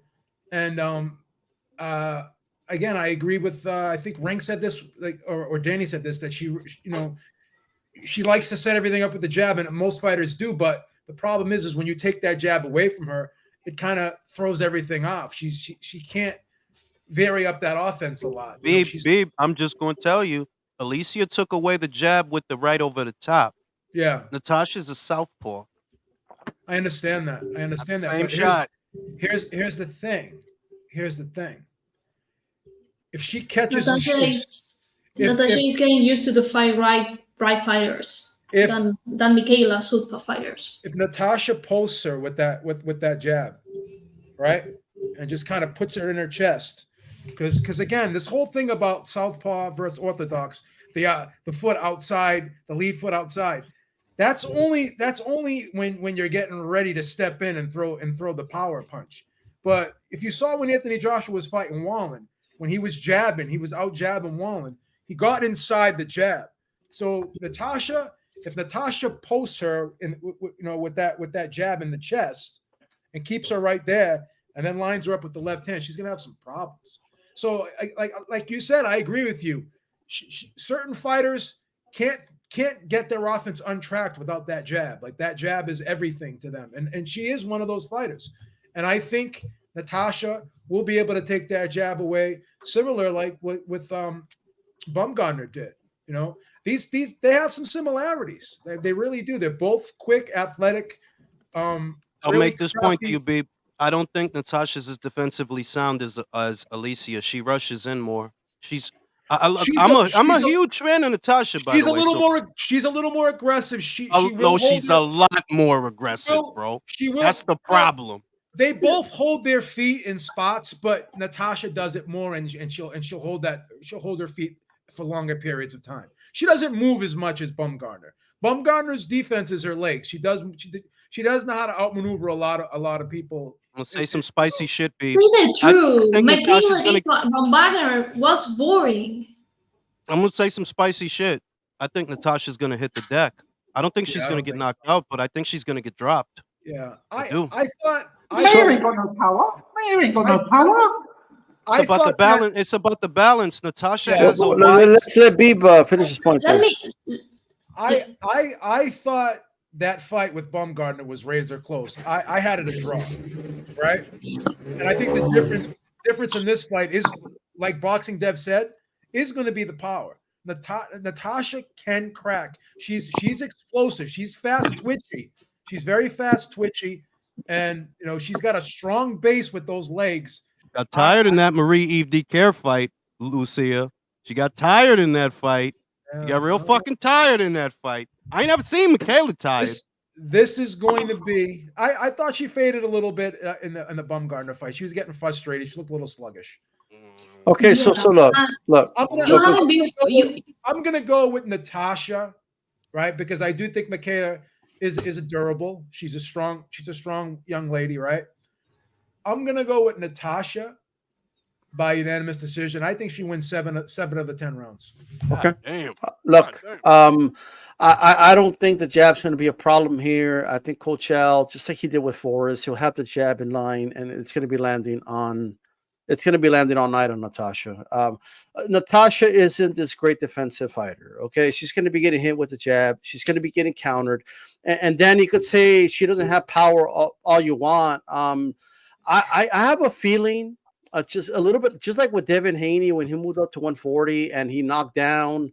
Everybody's laughing. Oh, he can't. He has no power. What is he going to do to progress? He knocked him down. Nobody just walks through. You don't just walk. Like, trust me, she's not just going to walk through Mayer. Like, it's not going to happen. Danny, what I I mean? didn't say no, Danny. I didn't even say that because of the power. I said that because Natasha has a wide base. She spreads her Let me legs say out. something. Very Let me say wide something. base. The one Go who is ahead. going to win this fight is the one who's going to lose this fight is the one who drops the jab first. If you throw the jab and drops your hand, it's going to the right hand or the left hand here. Do you understand what I'm trying to say? Boxing, That's gonna be Natasha. Here's another thing too. Natasha gets low. Mayer stands straight up. She's gonna get low and she's gonna get underneath Mayer's jab. She's gonna. Mayer is straight up and down. Y'all talking that shit. It's gonna be a And good fight. D-Star. Talking that shit. And D-Star, you said that. You said about Devin. D-Star, you said about Devin, but remember, Mikaela Mayer moved up from 130 to 135, didn't get a stoppage. Moved up to 140, didn't get a stoppage. So what makes you think she's? Oh, and her last fight was one. What makes you think 147? I swear, when her last fight was at 147. Natasha is very aggressive, Danny. I'm not She's saying. very Look, aggressive. here's the thing. I'm not saying that she's not gonna turn into a power puncher overnight, right? But I could guarantee you, Natasha's not just gonna walk in with her hands down, just walk through her. That's not gonna happen. No, right? She's gonna feel a little like body shots. Well, look, I'll let you go after me, Boston. Let me just finish my point. The reality is this: can Mayer fight on the inside? Yes. Yes. He doesn't have to fight on the inside. Better than Natasha. She's more well-rounded than Natasha, in my opinion. And if you want to say she's straight up and down, I don't know. She's got the amateur pedigree. She trains with the best. She has a. I mean, in my opinion, I don't think she lost the Baumgartner fight. I know there's going to be some disagreements with that, but I don't think she lost that fight. I don't. I'm a huge fan of Natasha, but if we're going to talk about who the more well-rounded fighter is, inside and outside, it's Mikaela. She could bang on the inside. We saw that in the Hamadouche fight. Can Natasha bang on the inside? No, that's why you got knocked out with Openhoff. I just want to make sure. Openhoff. Well, look, she beat Hamadouche at her own game, is what she did. That's what she did in that fight. Okay. But we can't compare Hamadouche with Jonas. Why Never. not? Why not? I'm not convinced Jonas would have beat Hamadouche. No, because I'm not going to sit here and be like, oh, I know she'll win that fight. I'm not convinced she wins that fight. I would have to see it. Because here's the thing. Natasha did move up, okay? But you know what she did? And this is what's different about women's boxing to men's boxing, okay? When she moved up to 154, the competition wasn't as good. The skill level dropped dramatically, okay? She was far better than those girls, okay? Like, there was better competition at 130 than there was at 154. They just are. There's more women fighters there. They're better quality fighters. That's why I don't think much of Clarissa Shields up there. I'm sorry, okay? But like, I'm just saying, like, Jonas fought bigger girls, but they were less skilled. There were easier fights for her, right? Now, she's actually going to fight. This is the toughest opponent Natasha has fought since Katie Taylor. No, since Terry Harper. No, wait. The reason that Natasha moved up in weight is because he wasn't going to have the opportunities to fight against a title. Lucia, in esa no es la weight. razón y tú lo sabes. The reason Yeah, they offered it her, is. ellos le ofrecieron la pelea a ella, no lo quería, porque no quería bregar con Matchroom ya. Tú lo sabes. No, you know. Do you ever see Tasha Jonas's legs? That girl's got some thick thighs, baby. That's where the power is. That's where the power is. She's muscular. Tell him, Danny. You know what's going on, buddy. Okay. You don't necessarily need to have power to score a knockdown. Somebody can rush in. You could catch them off balance. It's not so much. Yes, when we think about knockdowns, we always think about power, but it's not always power. You catch a person rushing in, you catch them off balance, and boom, you score that knockdown. So, you know, I hear a lot about knockdowns and whether she has power or she doesn't. Yeah, she could still score a knockdown catching Natasha off balance. Timing. She's got timing. That's what she has, which was the timing that offset Mikaela against Baumgartner. She leaves that long jab in this fight. Listen, I don't disagree with Lucia that Baumgartner has more power than Mikaela. But the reason Mikaela was shot wasn't just the power, it was the speed. Your jab is getting countered over the top by the right so you can't do nothing. And if you can't work off the jab, you ain't got nothing to work with. You naked out there. I don't think Natasha's faster than Mikaela. I just want to Nah. put it out there. She still landed 61 jabs in 10 rounds. I mean, it's not like so she's still gonna land. She's gonna land more than 61 jabs on Natasha Jonas. I'll tell you that right now. Well, what would be interesting if let's say Natasha Jonas does somehow stop Mikaela Mayer, will her Liverpool boys in Liam Smith, Tony Bellew say, "Oh, 39 years old, getting stronger and more devastating"? Bro, like all bullshit aside, look, Tony's a sore loser. I'm not mad at him. Some people are like that. Liam, I expect him to say something. That's your brother. I would say something too. That's your brother. I dig it. But but I see your point, Danny. Like, all right, so she 39 and she knocked out. Y'all gonna put her under a magnifying glass? Like, y'all got auto? Tony gave it away, Ring. He goes like this. Oh, I've known Callum since he was young, since he was a young man. We used to spar all the time. We used to spar all the time, and I know how he fights. He just gave it away. Like that's your man. You're friends with him. Like, of course you gonna be mad. That's your man. I ain't mad at that, man. Like, you know, So doing you know. Look, let's look. We'll see. It's going to be a good fight. Catch it on ESPN Plus over here, stateside.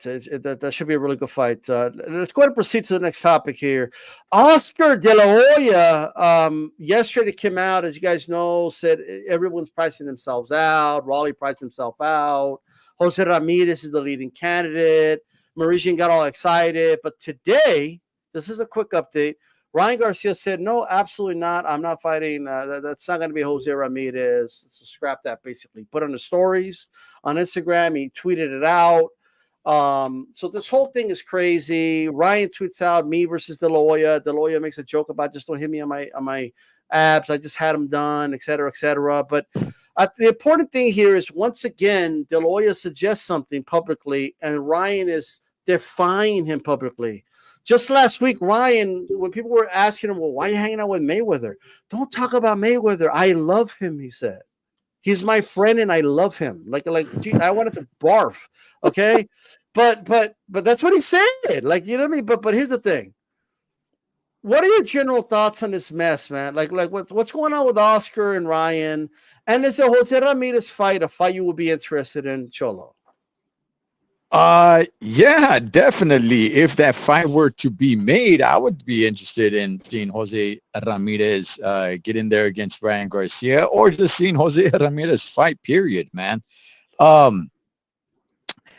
Look, I'm really good friends with Ryan's oldest half brother, man. And word is that Ryan's not going anywhere. He's staying with Golden Boy. So for those that love to see Ryan and Oscar going back and forth in their dysfunctional relationship, you know, buckle up, because there's going to be a nice long ride. We're going to see more of this stuff. And I don't know which one's more wacky tobacco from the two of them, man, Ryan or Oscar. I kind of, you know, I don't like the way Oscar handles this thing. You are, you know, a billionaire. You are the guy. You're, what, 50 years old or something? I don't know why you get into Twitter wars with your own fighter. You know, like, what are you doing, dog? I don't understand it. Ryan himself, I'm not really sure where that guy's rocks in his heads are, man. He seems like he's gone. I don't know what's next for him. I really thought he was going to fight Rolly Romero.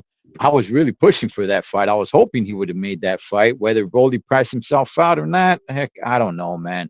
So what does this leave Ryan now? Now it's just kind of floating up in the air. Do we see him go to Saudi Arabia for some other fight? I don't know, man. But they don't like each other, and this is we're gonna be in for a long ride with these two guys just going back and forth. Thank you for all the content that you're creating for us, Ryan and Oscar, because it's going to be a long ride. Man, okay. Do you like that fight, Dan? That potential fight with Jose Ramirez, and what do you make of Ryan being defiant publicly against De La Hoya here? Ryan Garcia versus Jose Ramirez. Yeah, that's a good fight. You know, it's a good fight for both of them. Ryan Garcia is still on the rebuild. You know, that funny sausage roll, I can't call it a shoulder roll, was a funny thing to watch. But yeah, Jose Ramirez, decent fight. But I don't know. I think that I don't know how long Ryan's got left on his contract, but I can see if it does expire, you know, he'll still want to stay on the zone. He'll probably end up going to Matchroom to stay on the zone and do some Saudi deals, because I know Oscar was making some inflammatory remarks to His Excellency Turki Alalshikh, and they asked him. It was Gareth A. Davis asked him, "What did he think about that?" And His Excellency said, "Oh, his message to Oscar is, we will miss you." So it looks like he might be looking to take his fighters and wipe them out of the game. So Oscar needs to be careful about that. But as far as the fight goes with Ryan, yeah, good little rebuild fight. Yeah, I don't really have that much to say about it. Just a decent little rebuild fight, really. Okay, all right. And Joe Habib, what do you make of this very public defiance of Oscar? And do you like that potential fight? I don't hate the fight.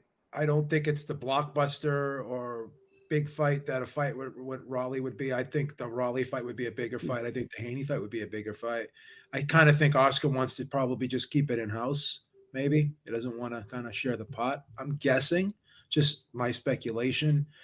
But Cholo made a great point. Like, Oscar De La Hoya is like 50 years old, right? He's a grown man. He's made his money. He's lived his life. He has life's lessons, right? He should know better. He seems to be the one that always initiates this back and forth, and he puts the business out there online first. Ryan's still a kid. I'm not excusing his behavior, but I just expect more from Oscar than I do from Ryan at this point in both of their lives.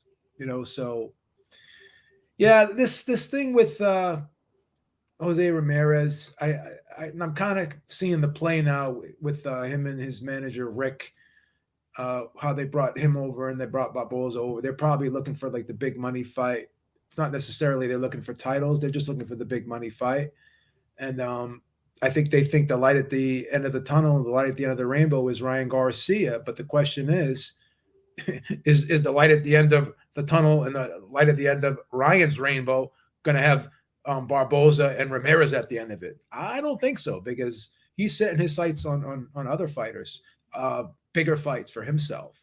So it's not gonna, once again, like, Oscar is putting things together without having everybody on board. Sort of like when he had Canelo with that DAZN deal and promised DAZN that, you know, Canelo was gonna fight Golovkin without asking Canelo first. So this seems like a similar situation, in my opinion. And I think he kind of miscalculated again, which is seemingly what he seems to do very often. Okay, all right. Ring, what do you make of this whole drama, man? Like we have like a daytime soap opera with these guys all the time. And do you actually like the fight? I don't mind Ramirez. Stylistically, it's a fun fight. But I think Rolly is still the prime candidate. And the problem is, Oscar said that Rolly priced himself out, right? And I'm like, why would he do that? And then I remembered, oh, he has a mandatory, and he has to pay him to step aside.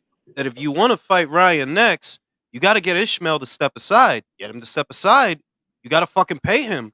So that could be why Rolly priced himself out. But he also said that about Isaac. He said, yeah, Isaac priced himself out too. That I don't understand, because I'm like, Isaac, you not getting Javante. You know, that's what you said, that you're not focusing on that right now. So it's like, you're not in a position to haggle, but you're haggling. So just outside of the normal shit that we see from Ryan and Oscar, their stat, that these guys aren't making it easy. They're not making themselves easy to negotiate with, because they want money. It's like, fam, you want money you're not even good for, because you by yourself, you're not even moving nothing. You not fighting. You barely made it past Ishmael. You want to go back in there with that motherfucker? You see what he did to old Howard Davies? Go ahead, you know what I mean? So it's just with Oscar and Ryan, it's just the same boring melodrama that, just like Beeb said, who said it perfectly. Oscar is making all these fucking plans that involve all these fucking people that are not on board. You know, yeah, Jose probably want to fight Ryan, but did you ask Ryan about that shit? Right? Like, I don't know. So it's just, It's a train wreck over there, but for some reason, I really like Golden Boy shows, man. Their shows are never boring. If you watch a Golden Boy show, it be action from start to finish. So even though it's a train wreck over there, I still fuck with Oscar, man. Like, just get your shit together, man. Sniff some coke and get your shit together. Yeah, the cards have been good. I will admit to that for sure. Boxing Dev, what do you think of the Days of Our Lives drama of Oscar De La Hoya and Ryan? They're it's como una novela. You know what I mean? Like there's always arguing. What do you think of it? They're playing to the dad and the son. They are playing that. They look that. Ryan needs a father. Ryan needed it. His boxing career showed that he needs someone who. Pero ese es Mayweather. Dice que él ama a Mayweather. Es el papá. No, Mayweather is not his dad. He's trying to. Mayweather lo está usando. Mayweather, yeah, I think so. No, Ryan. I don't think what happens in his mind, and that scares me. You know, the decision about his career are being going so fucking bad. You know, and they are playing like un muchacho caprichoso y su padre. Eso no, that is what's happening. You know, Ryan is being changing his corner. That is not good for him. And Oscar was a fighter. He was on that place. Why he didn't give some advices about it? Hey, don't change your corner every time. It's not going to be good for your career. No, he's been doing. And what did Oscar said or did? Nothing. No, él no le hace caso, Lucía. Él no le hace caso. Ese lío que Ryan cree que lo sabe todo porque él tiene Instagram followers. So él cree que ya, yo lo sé todo. Yo soy una estrella because I have Instagram followers. Exactly. You know, his career is, at the beginning was of a fighter career, of a boxer. Right now, his career is on social media. Mm-hmm. He's not a fighter. He's a product. He's a product. He only sells the. Yeah. Do you think he's gonna fight Jose Ramirez? No, that fight is not going to happen. Maybe no. And I think Jose Ramirez can beat him. Ryan. Okay, Ryan is powerful, but he is foolish. But he is so fucking foolish, you know. So a guy like Jose Ramirez can hurt him, and Ryan can beat the best Ryan Garcia with a good trainer, with a good promoter, with a good career, can be knocked out Jose Ramirez. But in this moment, Jose Ramirez is going to beat him because he's a foolish right now. Look, I don't know. Ryan got that shoulder roll now. So let me say this. Él no peleó en un año, Lucía. Jose no peleó en un año. Let me say this now. Let me say this. But the fights of Ryan were nothing. Yeah, he was knocked out by Gervonta. Gervonta were playing with him like a deer, like a hunter with a deer. Here's what I'll say.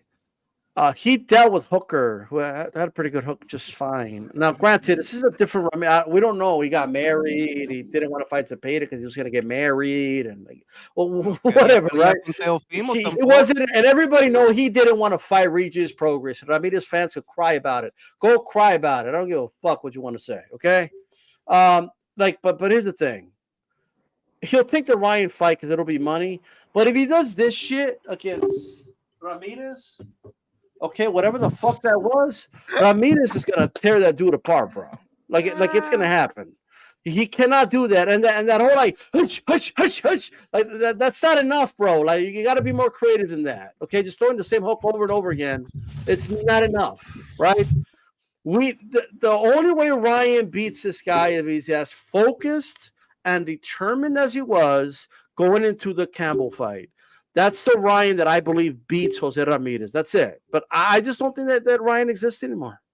Yeah, I don't. Jose, you hit the nail on the head. He didn't want Regis. He didn't want Teofimo. Didn't want Teofimo. No peleó. He didn't even want Zepeda either. He didn't want Zepeda because he fought him. Because he saw the first fight. He's a tough fight, right? So Jose is another one. You moving funny, bro. And you ain't fought since March of last year. You moving funny, bro. So and remember that whole like dumb shit like Regis should go to Top Rank. Where's everybody there on the zone now? Like with those stupid, there were stupid narratives, bro. Like it was all dumb. Okay, all for Ramirez, a dude that he declined to fight because he wanted to get married. Fine, okay, go get married. But then, like, come on, like the Regis Progress fight could have been you done. hit the nail on the head. Yo lo dije que Regis no te vaya para Top Rank. You're gonna go over there. Jose's not gonna fight you. They're gonna swap him out for Arnold. That's why they want you to go over there. They want to swap him out for Arnold. Jose didn't want that fight. That's what it was, bro. Hey, look, I was at the Virgil Ortiz fight, right? And the word was, hey, there's going to be some groundbreaking news, some breaking news that Oscar De La Hoya is going to announce during the card, right? That breaking news the breaking news was that Jose Ramirez, he signed now with Golden Boy, which everybody kind of knew that already like the day before. Everybody was let down and everyone was like, was that the breaking news? First, and everyone was trying to think like, hey, when's the last time this dude even fought? You know, everybody was having a conversation like, hey, when did he last fight? Like everybody kind of forgot that this guy was even in the sport of boxing, man. I just get like, here's the thing, Jose Ramirez, he's a draw. Like based on what? Because he sells in a couple spots in California. If you never had $1 million gate, I don't want to hear the word star for anybody. Okay, just like Munguia, he should fight Canelo. He's a star. Based on what? Never had $1 million gate. Espérese un momento, Munguia draws. Espérese un momento. He's never had $1 million gate. Okay. They fuck with him though. They do fuck with him though. Here's the thing about Ramirez, man. Shout outs to the Central Valley of Killer, California, man. Shout outs to the Central Valley, okay? Yeah. But he does not sell out in Southern California. He does not sell out in I don't think he'll sell out in San Francisco. He's gonna sell out in the Central Valley, which is, you know, low population. Again, much respects to the Central Cali, man. But when you think California, you're not thinking Central Cali. He's gonna get that $200,000 gate with cop tickets and shit, okay? But he's a fucking star. Get the fuck out of here, okay? Oh, Regis should have fought. Regis is gonna star. Shut the fuck up. Like people are dumb, bro. That shit was crazy, bro. I said, he's a star, right? Fight that motherfucker. Like motherfuckers was saying that shit just for both them dudes to go to Golden Boy. Like Arnold went to Golden Boy, bro. Jose went to Golden Boy, bro. What the fuck? What the fuck was Regis gonna do if he signed with Top Rank? Like they all left. Like, you know what I mean? Like that's the shit I was talking about, bro. Actually, I do know what would have happened. What would have happened was he would have probably been the one that got beat down by Teofimo, but that's a different story. Maybe. So he might have been the one actually, but I'm just saying, you know what I mean? Like, but with that said, let's go ahead and keep this one moving. Lennox Lewis, I'm not going to go through all his tweets or nothing like that, but I'm going to paraphrase. He basically came out and he tweeted out, this fight for AJ does nothing. It doesn't enhance anything. And if he loses, it's a complete disaster. I don't get why they're doing it. He should be fighting a better opponent pretty much. And he also went further and said he doesn't even think the winner of Ngannou, AJ, should be fighting the winner of Fury versus Usyk. It should actually be the winner of Zhang versus Parker. He thinks that the winner of that fight is way more deserving of fighting for the undisputed crown, et cetera, et cetera, et cetera. So, Cholo, let's start with you. What do you make of Lennox Lewis basically going at the AJ Ngannou fight and saying it does nothing for AJ, and it's kind of he's not happy with AJ's situation right now? Yeah, Lennox definitely has some sort of axe to grind with AJ. If Ngannou didn't do or he didn't perform the way he performed against Tyson Fury, then I can completely understand it. Okay. If Lennox, Lennox is over there saying no, it should be the winner of Parker and Zhang, right? If you're only taking those two fights into consideration, all right, but AJ has been working his way up to get that fight. So no, AJ deserves that fight. Here's the thing. When it comes to this Ngannou fight, which a lot of people think that he beat Tyson Fury, I'm not going to argue whether he did or whether he didn't. Tyson Fury definitely dropped the ball. Do I think AJ wins this fight? Absolutely. I think In the words of Steve Austin, AJ opens a can of whoop ass on Ngannou. Okay, he might make it kind of fun for 3 rounds because he's a tough big dude, but no, AJ's gonna smoke this dude, dog, and it's not gonna be that competitive, in my opinion. He's not gonna put up the fight that he did against Tyson Fury. Tyson Fury, who doesn't really keep himself in shape. You know, if you get these two guys, AJ and Tyson Fury, and you say, hey, you know what? Both of you guys don't have to fight for 2 years. Okay, take time off, go do whatever it is you're gonna do. And 1 year later, you say, hey, guess what? Surprise, you're fighting tomorrow.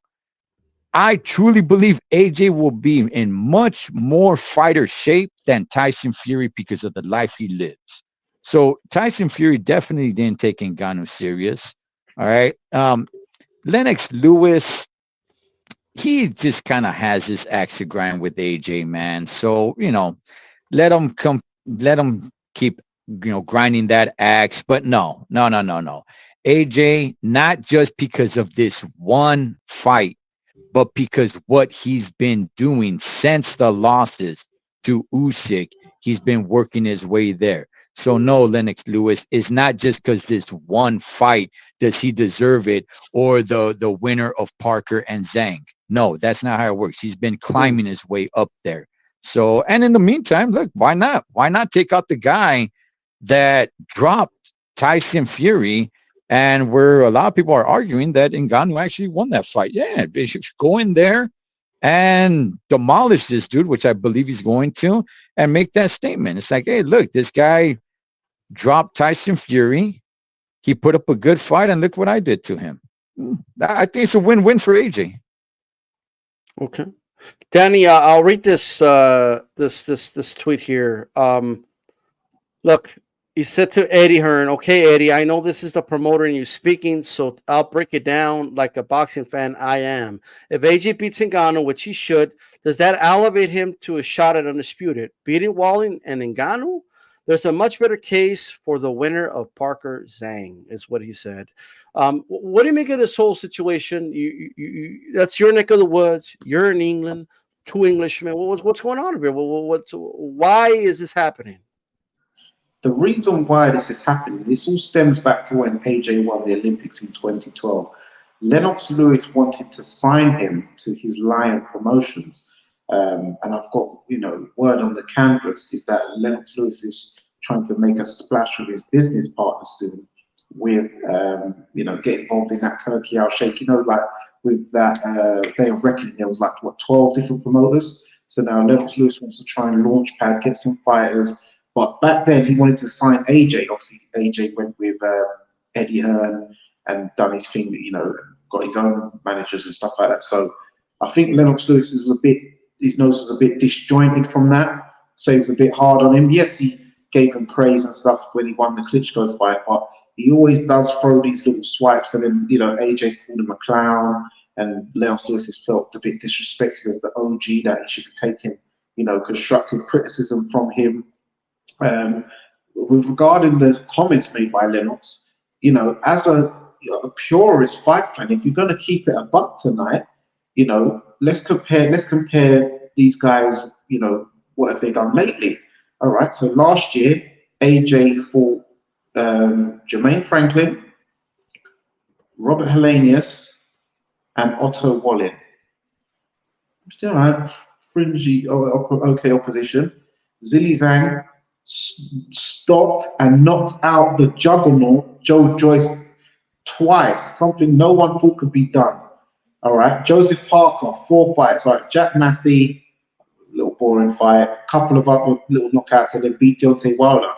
They've actually done better and fought better opposition. Remember, AJ, he hasn't really, since he's been doing this Saudi stuff, some may argue AJ's had a bit of a easier run than the others, who are, when they get in this Saudi bag, they're having to go in life and death with these mad opponents, where AJ's getting Otto Wallin, guy who is his sparring partner and someone he's beat up twice in the amateurs already. Now he's getting a UFC fighter, while Wilder had to get Joseph Parker. Now Joseph Parker and Zhang's having to fight each other. So they're having to go through the ringer, the mill, while AJ's having to just fight a little UFC fighter who's 0-1. Yeah, he had a decent little debut against Tyson Fury, but is this a harder fight than Joseph Parker versus Zhang? No, it's not. Is so really the winner out of Zhang and Parker? They've really been through the ringer through 2023, and now their first fight in 2024, compared to a man who's just fought Jermaine Franklin, Robert Helenius, who's someone who Wilder already iced in a round, by the way, and Otto Wallin, you know.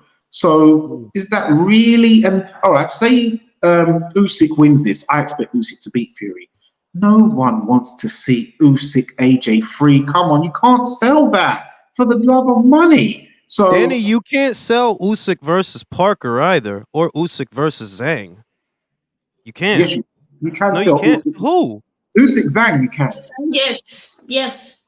I mean, Turkey China. is interested in Zhang. Zhang, yes, Chinese, because maybe to the Chinese, maybe. That's a lot of people, though. That's a lot. Turkey is working with the Zhang that's team. 1 billion people. That's 1 billion people. And let's remember, most boxing fans see Zhang as undefeated because no one really thought he lost the Plus, hurdle. it might sell 100 million pay-per-views on TikTok.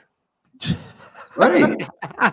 Wow. Zhang Usyk can sell. Parker is not really, you know, he's had a good year, so he might be all right. But Usyk Zhang will definitely sell. AJ Usyk, you can't sell that for the third time. He's been dominated twice now. So yeah, I think that we should. Yeah, it's good because AJ wants to become 3-time world champion. But how about letting someone like Zhang get a world title shot if he manages to beat Parker? Like, don't hog the pie. Don't reload the dry like UFC. Give other men the shot. Otherwise, how long Zhang gonna have to wait? Remember, he's getting older. This is going to be his only shot at the world title. Really, he's 40. What, 41, 40, something like that. So you might, if the winner out of Parker Zhang, I think Zhang might win. So if he does win, give him the shot because Parker and AJ, they've got more shelf life. They can wait behind him. So yeah, I think that Lennox is a bit right there. AJ's had his shots. Yeah, he's been champion. He's had his shots. He's lost back-to-back fights. And so yeah, he's got to wait now. He's got to wait. Man, like you're going harder on him than Lennox Lewis did. Like, you know, I'm just saying. I'm agree with Danny. Hey, Joe Beeb, what's going on here? Well, why is Lennox? You know, I don't want to use the word targeting, but that's what you do on social media when you decide to tweet about somebody specifically. There is kind of a backstory. They have been critical of each other, Lennox Lewis and Anthony Joshua. That's been documented. We've seen it on social media. But to Lennox's credit, he has been consistent. He always wanted Undisputed, and he criticized Fury and Usyk, and he criticized the promoters for not putting that fight together when, you know, right away either, when that was kind of getting dragged out, when they were going through that ordeal for that. So he's been consistent on both sides. And if anyone can criticize, it can be Lennox Lewis because of what he's done. And, you know, he's the last guy to have the Undisputed title. So I can see where he's coming from. I disagree with him. I do disagree with him. I mean, Anthony Joshua is going to have to wait for Undisputed anyways, right? It's not etched in stone that Anthony Joshua is going to fight the winner. He's not going to fight Tyson Fury after Tyson Fury beats Usyk. So he's not going to fight him next because there's a rematch clause. Fury's going to do it twice. So he's going to have to wait. He's going to be fighting for a vacant title against Hrgovic probably later in the year anyways, right? And I think those titles, I don't think just the IBF title is going to be vacated. I think the other titles are going to be vacated because I think Tyson Fury, when he wins, he's only going to keep the WBC in the ring. He's going to vacate the rest of them. I wouldn't be surprised if Zhang gets elevated to full WBO champion. So why would Anthony Joshua fight those guys now when he could be fighting them for a title? You know, he's going to be fighting Hrgovic for a title later in the year anyways. And Zhang is eventually, I believe, in my opinion, and this is just my pure speculation, I think the WBO title is going to be vacated as well. And he's going to probably, like I said, be elevated to full champion. So why not fight those fights when there's a belt on the line? So I don't know. I mean, is Usyk going to step aside after he loses? Does he have to rematch Usyk immediately? Or can he fight Joshua next? I mean, all these things we don't know. But if it goes according to plan, Usyk and Fury have to fight each other twice anyways. So he's got to wait. So this whole thing of, you know, he can't fight Ngannou and he has to fight somebody else or whatever, because Zhang and Pac were already fighting. So again, like this seems like the right fight at the right time. And I do think Ngannou beat Fury. I had him edging the fight. I thought the fight could have gone either way. I had Ngannou edging it. A lot of people thought Ngannou won that fight. So you beat a heavyweight champion, right? So why can't you fight another fighter, another top level fighter off of that performance? Why can't you do that? To me, there's intrigue in this fight. I do think Joshua was going to win. I do, but the curiosity factor is how will he win? Will he dominate? Will he knock him out? I think he'll win a wide decision, but a lot of people think he's gonna starch Ngannou. So I'm curious about this fight. I don't hate this fight at all. I have no problem with this fight. I think this fight is very intriguing. But again, Lennox Lewis has a right to his opinion. I'm not going to argue with him. Now, before I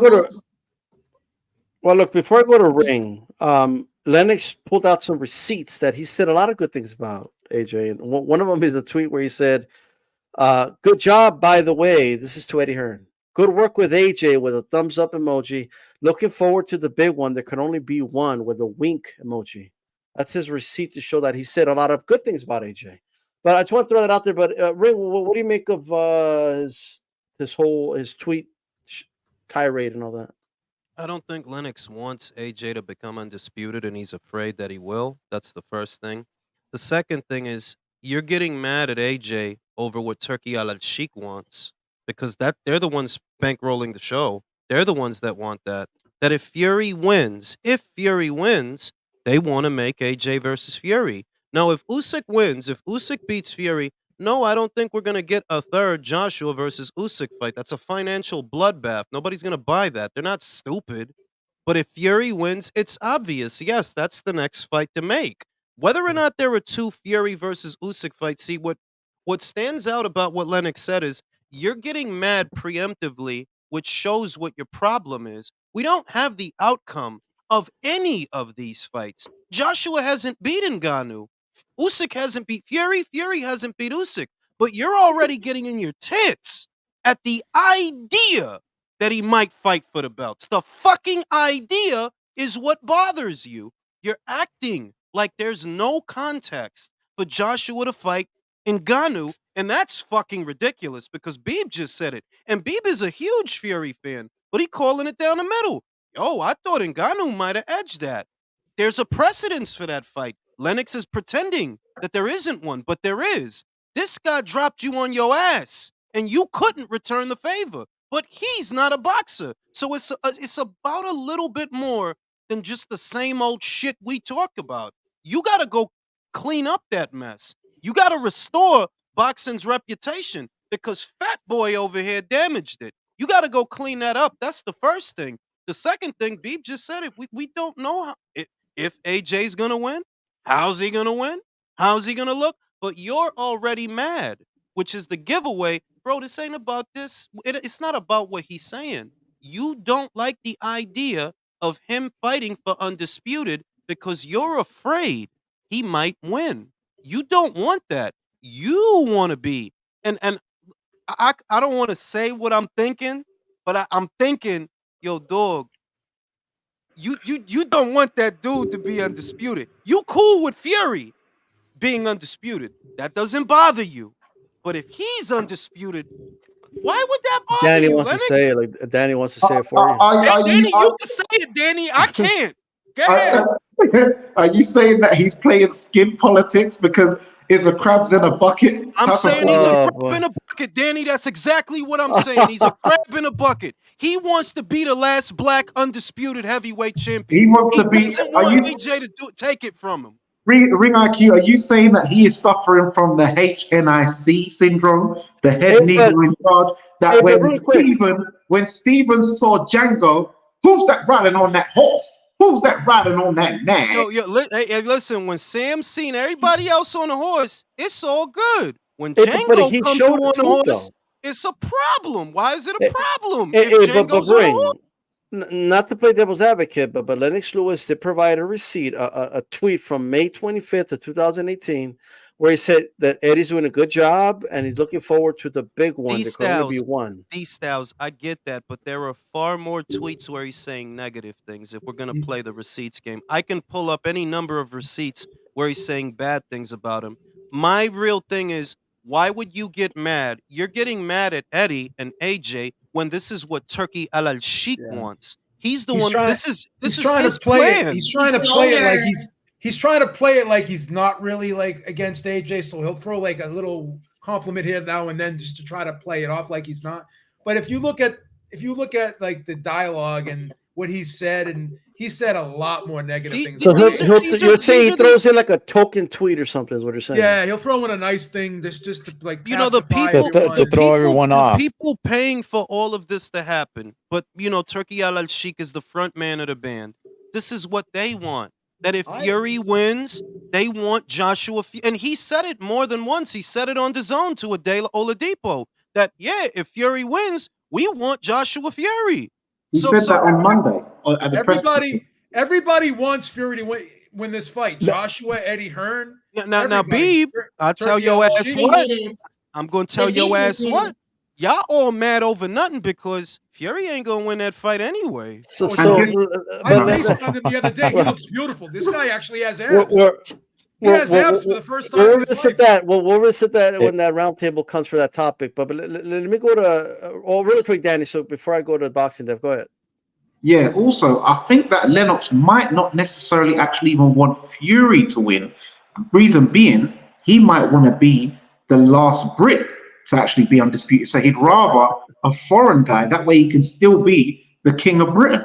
So Danny, I'll tell you what. Lennox has never been received by the Brits the way that Frank Bruno was received by the Brits. I don't know that Lennox has that. It matters to AJ. You could see that. He said it. Yo, I just want to be the best of where I'm from. That's what he said. Think about it. Frank is MBE. Lennox is not. He has no designation. Yes, he does, doesn't he? Fucking Anthony Joshua is MBE. He has no designation. He's CBE. No, because Lennox Lewis claims too many countries. 1 minute he's Jamaican, then he's Canadian, then he's British. He's Mr. Worldwide. He represents. He's worldwide, man. PBC too long. You've been hanging around at the PBC too long because, my honest opinion, you don't sound British anymore, bro. You don't sound British anymore. Like, you don't. It's gone. Well, he's been correcting people and telling them his name is Lennox. Lennox. Not Lennox. Oh, wow. Lennox. Okay. Yeah, wow. yeah. Okay. He's been correcting. You should have corrected. He's been correcting people. He's been correcting people. But if Tyson Fury wins, it has to be Fury versus AJ. So in that case, boxing Dev, Lennox. I got lost. Does he?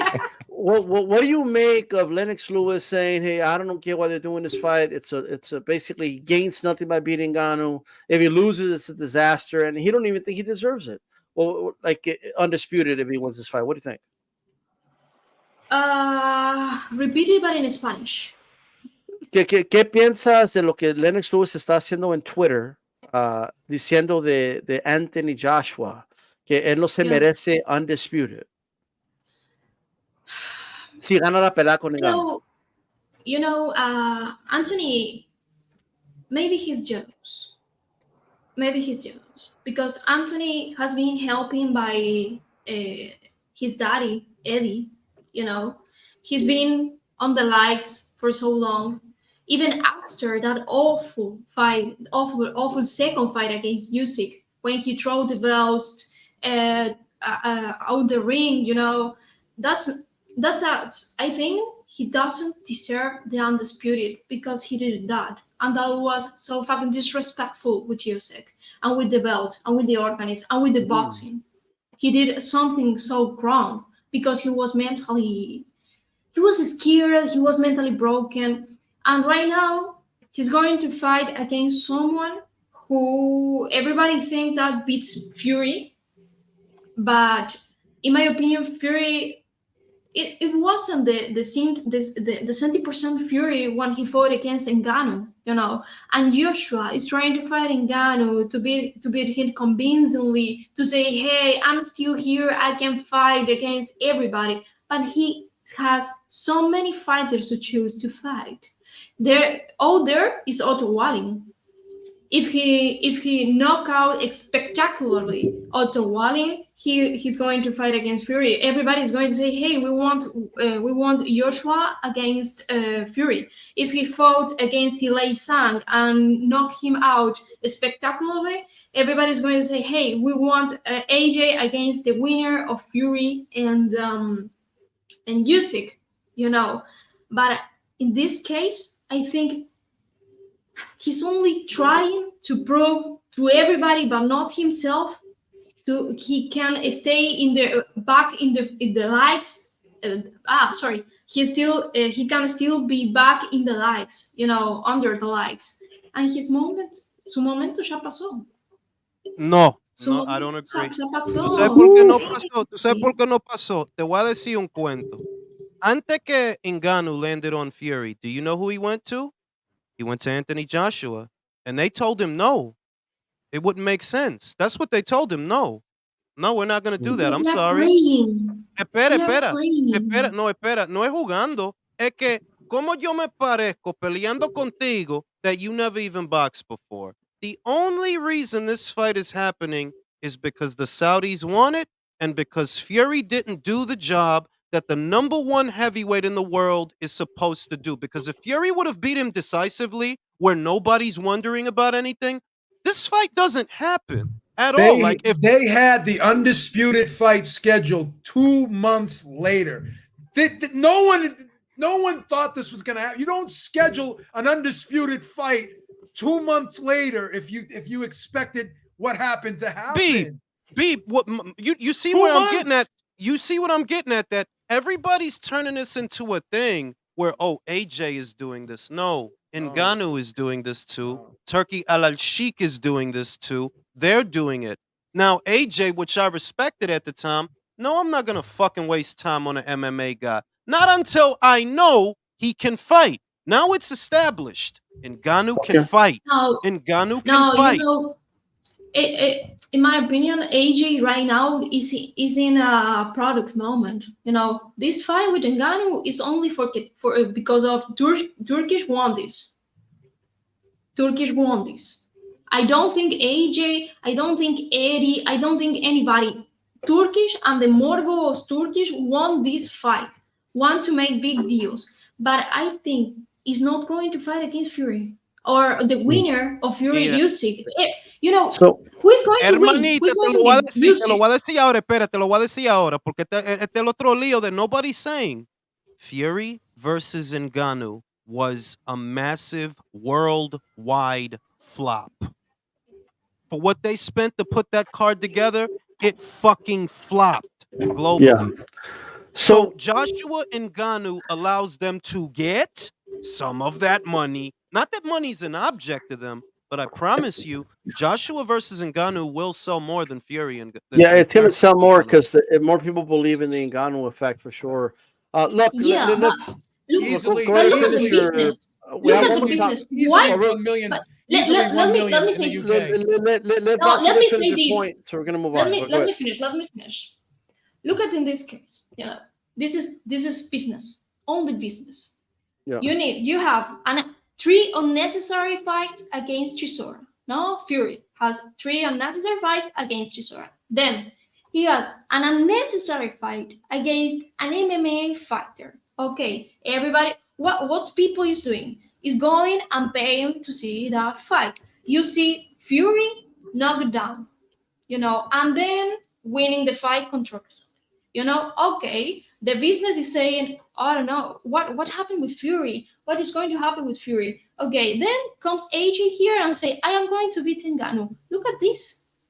Look at the business. This has a correlation. Tú no puedes decir eso. Do you know why? Because of Otto Wallin, who practically, see, this is what I mean, that this AJ kid can't get a fair shake because for him to make money, and that's all. No.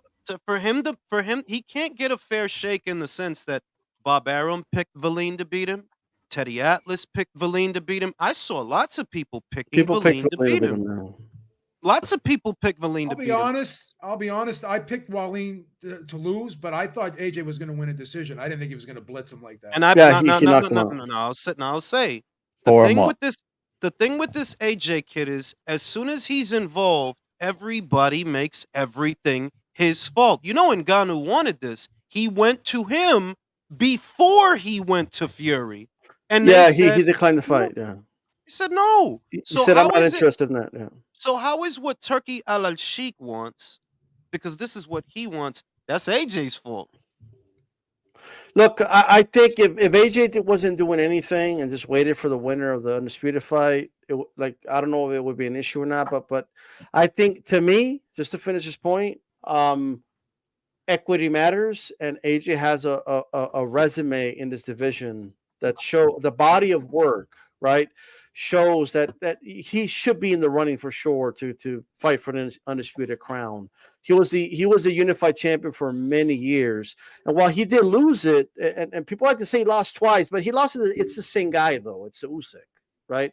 It's not like he lost to two different guys, but we'll see what happens. Obviously, it's what Turkey wants. What Turkey wants, he's the one with the war chest, magic carpet, a whole new world. You know what I mean? It's Prince Ali. It's whatever he wants. It is what it is.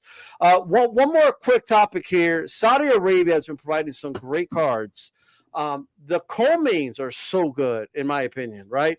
Two really good co-mains here. We have Jai Opetaia against Briedis 2 on the undercard of Fury versus Usyk. Great fight, which makes the IBF look stupid. You did all that. He's going to fight the dude anyway. The whole thing's done. Joseph Parker versus Zhang on the undercard of Joshua versus Ngannou. A really good fight. Which of those two do you believe is going to be the better, more competitive fight? Danny, start with you. Well, I saw today that for some reason BoxRec took Jai Opetaia versus Mairis Briedis off their schedule on the fight card. I don't know why. So let's assume it's happening. Let's assume it's happening. I say that Zhang Parker, the reason being kind of like what I said before. If you look at both of their schedule last year, Zhang took out Joe Joyce twice. Parker had 4 fights, all good wins, finished on the back end with a win over Deontay Wilder. So it's more of an intriguing fight. Both of them are on a run. Whereas Jai Opetaia, he's been flying very active, knocking people out, blasting Jordan Thompson, Ellis Zorro. Whereas Mairis Briedis, his last fight was against Jai Opetaia, where he lost on points. And he, the reason why he didn't fight him in last month was because was it December? Sorry, was because he was injured. So, I think that Jai Opetaia might do a better job on him this time. He might even stop him late. So I think that the more competitive fight and more intriguing fight is Zhang and Parker, because we haven't seen them match up before, whereas we have seen Jai Opetaia actually beat Mairis Briedis, and I expect him to do a better job on him this time. Damn, okay. All right. Boxing Dev, Opetaia, Briedis 2, or Parker Zhang? What's the better fight in your opinion? I think Parker Zhang. It's a fight that is going to give credibility to the winner. If Zhang beats the man who beats Deontay Wilder, and to make Turkish lose a lot of money, is going to give a lot of credibility to his record. It's really good. It's really good for the business too. And is on the correct card. Ngannou against Joshua is going to be sold out, I think. And there will be a lot of people to see how good is Zhilei Zhang. So I think it's a better undercard than Mairis Briedis. Against Shea Brother. Okay. Cholo Trucker, Jai Opetaia versus Briedis 2, or Parker versus Zhang? Which is the better co-main in your opinion? Parker versus Zhang by a country mile. By a country mile. Jai Opetaia, nobody beats him in cruiserweight, man. Nobody beats him. This dude is a monster. Nobody beats Jai Opetaia. I want to see him fight just because I know he's going to go in there and destroy, man. And just like Danny said, he wasn't really, 100%. But the heavyweight bout between Zhilei and Zhang, who just became a star, heck, I don't know, 18 months ago or something like that, and he's 40 years old. Yeah, man, I want to see what this guy got. I want this guy to make some big moves this year. And after seeing what Parker did against Deontay Wilder, which again, it's Deontay Wilder, and some might say it's a little bit of a shell of what Deontay Wilder used to be, and he was never really a great boxer. No, man, I want to see this heavyweight fight, man. There's a damn good, exciting undercard of a heavyweight fight. The Jai Opetaia, I mean, I want to see him fight because I just know he's going to go in there and destroy. Okay. Joe Beeb, same question. Which is the better, more competitive co-main? I like Parker Zhang, and no disrespect, but I mean, it's the heavyweight division, man. I mean, it's better than the cruiserweights, right? I mean, no disrespect to cruiserweights. Not always, Beeb. Not always. I know, but this is the heavyweights. I mean, it's like asking me, what would I rather have, a filet mignon or a fat burger? You know what I mean? I gotta say the filet mignon, right? But I do Little brother syndrome. Is that what it is? I got a lot of syndromes. You can pick your choice. But here's the thing, man. I like Jai Opetaia a lot, but Danny makes some great points. I think he's riding high right now, right? And maybe he does stop Briedis this time. Briedis is coming off an injury. He's been out, right? I've been seeing him lately at certain fights. He's looked kind of thick. Maybe I'm reading too much into that, but Jai Opetaia's got momentum, right? And he's just going to keep getting better and better. I don't think Briedis will. That's number one.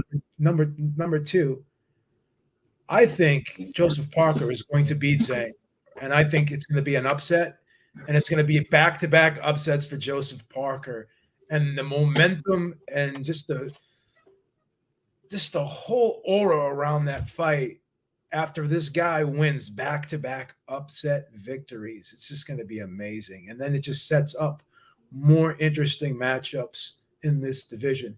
Now, if Jai Opetaia beats or stops Briedis, what's left for him? He's going to dominate that division. But Joseph, No, don't do that, Beeb. Now there's this guy, Noel Gavor. You should give him a look. He can fight. He arguably beat Briedis. Okay. All right. Okay.